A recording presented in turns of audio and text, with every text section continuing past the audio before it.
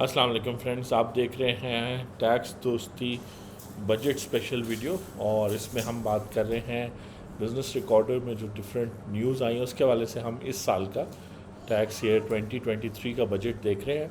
और पिछले एक दो दिन इकनॉमिक सर्वे आया है जिससे हमें अब हमारी इकॉनमी की परफॉर्मेंस इस फाइनेंशियल ईयर की पता चली, जो अब 30 जून 2022 को ख़त्म होगा। और इसमें ऑब्वियसली क्रेडिट प्रीवियस गवर्नमेंट ले रही, क्रिटिसिज्म प्रेजेंट गवर्नमेंट करी। और मुख्तलिफ़ किस्म के जो एस्पेक्ट्स हैं, जैसे टैक्स एग्जम्पशन है, प्राइवेट सेक्टर को कितना क्रेडिट मिला, कितना इंपोर्ट एक्सपोर्ट का डिफरेंस था, उसके अलावा कितना जो डेट है वो, उसके अलावा जो न्यूज़ आज लगी है यानी 10 तारीख की, वो ये कि कराची इलेक्ट्रिक ने अपना टैरिफ जो है, बिजली का जो रेट है, वो 7.82 यूनिट से बढ़ा दिया है। तो अब जब आप उनका यूनिट यूज़ करेंगे तो हर यूनिट 7.82 रुपीज़ से ज़्यादा होगा। कराची इलेक्ट्रिक कराची को सप्लाई करता है, उसके अलावा बाकी पाकिस्तान में वापडा जो है उन्होंने अपना बेस टैरिफ 16 रुपये से बढ़ा के 24 रुपये कर दिया। और ऑब्वियसली फिर P cars, of P cars, बहुत कुछ होते हैं। उसके अलावा जो है शहबाज शरीफ साहब जो है कह रहे कि हम textile, agriculture, IT sector, exports और मैन्युफैक्चरिंग पे तवज्जो देंगे। इस हवाले से हम जो है देखते हैं, ये न्यूज़ कह रही है 88.8 billion external debt recorded at the end of मार्च। चलो जी, ठीक है, इस खबर को देखते हैं। और हम ये यूज़ कर रहे हैं बिज़नेस रिकॉर्डर के ई पेपर, और फिर ये आर्टिकल है।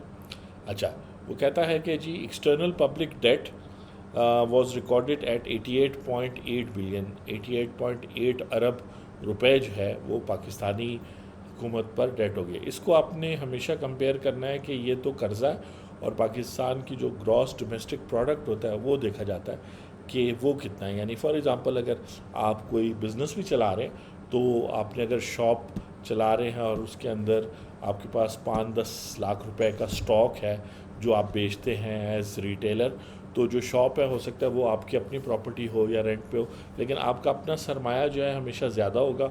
और फिर बैंक से लोन या दोस्तों से अगर कोई लोन लिया होगा तो कम होगा। तो पाकिस्तान की जो जीडीपी है वो जो है कि कहते हैं जो लोन है उसका ज़्यादा से ज़्यादा साइज़ बनता जा रहा है, इसलिए परेशानी की बात है। इसमें देखते हैं, वो कह रहा है कि ये बात हो रही थी इकनॉमिक सर्वे के हवाले से, मार्च तक ये फिगर्स हैं। But it does not contain liabilities of foreign exchange, public sector enterprises, banks and private limited. ये सिर्फ जो हुकूमत ने कर्ज़ा लिया हुआ है, इसके अलावा हुकूमत बहुत सारे बिजनेसेस करती है, पब्लिक सेक्टर एंटरप्राइज, उन्होंने कितना कर्ज़ा लिया, बैंक्स ने एक्सटर्नल कितना कर्ज़ा लिया, प्राइवेट सेक्टर ने बाहर मुल्क से कितना कर्ज़ा लिया, वो नहीं शो हो रहा। क्योंकि अगर डॉलर वगैरह डिवैल्यू होगा तो ये सब चीज़ें वैल्यूज़ डबल ट्रिपल हो सकती है। According to State Bank of Pakistan data, total external debt liability stood at 128.92 billion यानी अरब रुपए। तो ये आपका है, which includes government external, short term in IMF से जो मिला मुख्तलिफ है। तो ये वो फिगर है जो हम देख रहे हैं। Survey notes that Pakistan total public debt was recorded at 44,366 billion end of March. Total जो है ना, टोटल जो कर्ज़ा है वो 44 खरब रुपए या 44,366 अरब रुपए है मार्च में, registering an increase of 4,500 billing, यानी इतना कर्जा जो है साल के दौरान लिया गया। सर्वे नोटेड दैट फर्स्ट 9 मंथ्स में हमने इतना लिया, इतना ट्रिलियन हमारे पास है। आगे चलते हैं जी। Apart from financing of federal physical depreciation of Pakistani rupees against US dollar 26%, उसकी वजह से भी कर्ज़ा बढ़ा है। जो डॉलर का रेट कम हुआ है, यानी रुपये का रेट कम हुआ है डॉलर के मुकाबले में, increasing by through 2.9 months. This increase indicate the debt from multilateral agencies, gross inflows वगैरह, EFUs, ठीक है। Government raise 2 billion from international bond issues. इसके अलावा जो IMF वगैरह से लोन मिलते हैं, गवर्नमेंट जो है इंटरनेशनल मार्केट में, इंटरनेशनल बॉन्ड मार्केट में गवर्नमेंट अपनी गारंटी पे 2 अरब डॉलर जो है उन्होंने रेस किए थे यूरो बॉन्ड्स के तौर पे, और 1 बिलियन डॉलर जो है उन्होंने वापस किए। तो बेसिकली पाकिस्तान में इस तरह है कि बहुत सारा जो डेट है, चाहे वो एक्सटर्नल है, बाहर मुल्क का है, इंटरनल है, वो अब मैच्योर होता जा रहा है। वो लोन्स भी जो 20 साल 30 साल 40 साल के डिफरेंस पे लिए गए थे वो भी अब आहिस्ता आहिस्ता मैच्योर हो रहे हैं, और ज़्यादा से ज़्यादा शॉर्ट टर्म जो आपके कर्ज़े हैं वो ज़्यादा से ज़्यादा होते जा रहे हैं। ये तो खैर फिगर पे फिगर देते जा रहे हैं, लेकिन वो वाली बात है कि इतनी ज़्यादा फिगर्स में आप भी इंटरेस्टेड नहीं हैं और कोई फ़ायदा भी नहीं होगा। एंड रिज़ल्ट ये है कि बेसिकली पैसे वापस करने की क्या स्ट्रेटजी है, ये जो है ना पूछना चाहिए आपको अपने आप से भी, और जो आपके आपके पार्लियामेंटेरियंस हैं, प्रोविंशियल असेंबली के मेंबर्स हैं, गवर्नमेंट ऑफिशियल्स हैं, इकोनॉमिस्ट हैं, जिस फोरम पे भी आप जाएं तो ठीक है, कर्ज़ा जितना भी हो गया, कर्ज़ा इस्तेमाल हुआ है या उसमें से करप्शन हुई है, जो भी है, अब यह है कि ये कर्ज़ा वापस कैसे दिया जाएगा। और इसका जो है ना सिंपल जवाब ये है कि अगर आप हमारी टैक्स दोस्ती स्पेशल वीडियोस देख रहे हैं तो आप देखेंगे कि हमारी पॉलिटिकल इकॉनमी है, गवर्नमेंट अगर किसी को टैक्स रिलीफ दे रही है तो उससे गवर्नमेंट कुछ एक्सपेक्ट कर रही है उस सेक्टर से, और जिन सेक्टर से गवर्नमेंट को कोई फ़ायदा नहीं होता, जिससे शायद आवाम को फ़ायदा होता हो या मिल्क का फ़ायदा होता लेकिन गवर्नमेंट को नहीं फ़ायदा होता, तो उन सेक्टर्स को नहीं पूछा जाता या उन पर ज़्यादा टैक्स लगाया जाता है। इसी तरह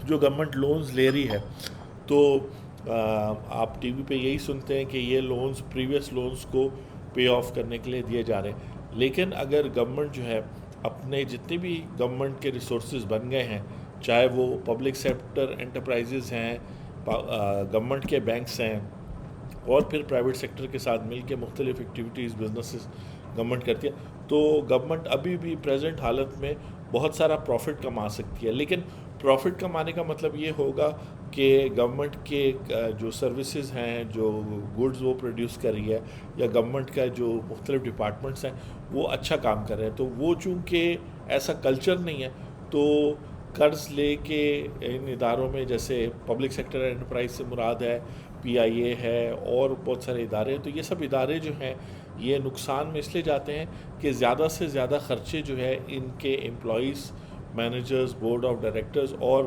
बाकी पॉलिटिशियंस जो इन इदारों में नहीं भी होते, वो इन्हीं के फंड्स यूज़ करके नुकसान करते हैं, जिस नुकसान को फिर कर्ज़े की सूरत में या टैक्स की सूरत में 22 करोड़ आवाम को पे करना होता है। तो सिंपल बात है कि बेसिकली गवर्नमेंट आपसे टैक्स भी ले रही है, फिर government in public sector enterprises को, जो बेसिकली मुख्तलिफ मिल्स हैं, एयरलाइन हैं, टेलीविज़न सेंटर्स हैं, मीडिया है और इंटरनेट की कंपनीज़ हैं, मुख्तलिफ़ किस्म के गवर्नमेंट जो है बिजनेसेस करती है।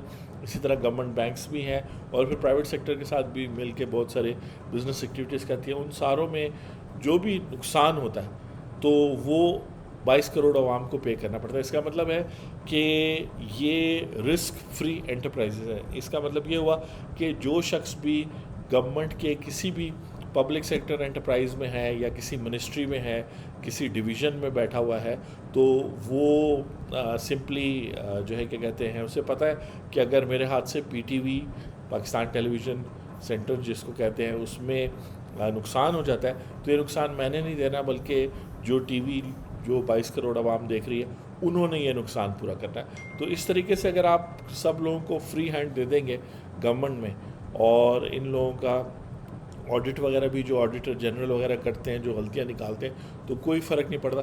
तो इस तरह से ये सिलसिला चलता रहेगा जैसे पहले चलता रहा। तो इस न्यूज़ का यहाँ लगाने का मकसद था कि उन्होंने आपके सामने बहुत सारी फिगर्स रख दी कि जितना लोन है इतना बाहर से एक्सटर्नल, लेकिन यहाँ पे ये बात नहीं हुई कि ये जो लॉस हो रहा है ये इस वजह से हो रहा है कि जब भी लॉस होता है तो सिंपली गवर्नमेंट कर्ज़ा और ले लेती है। अगर गवर्नमेंट को रोक दिया जाए कि अब जो पब्लिक सेक्टर एंटरप्राइज नुकसान करेगी उसको बेच दिया जाएगा उससे अगले साल, तो ये शायद मुनाफे में चले जाए। इसी तरह वो बैंक्स जो पब्लिक गवर्नमेंट के बैंक्स हैं वो अगर नुकसान में जा रहे हैं या उनकी ब्रांचेस नुकसान में जा रहे हैं तो उनको बेच दिया जाएगा, तो ये सारे के सारे पॉजिटिव में कन्वर्ट हो जाएंगे।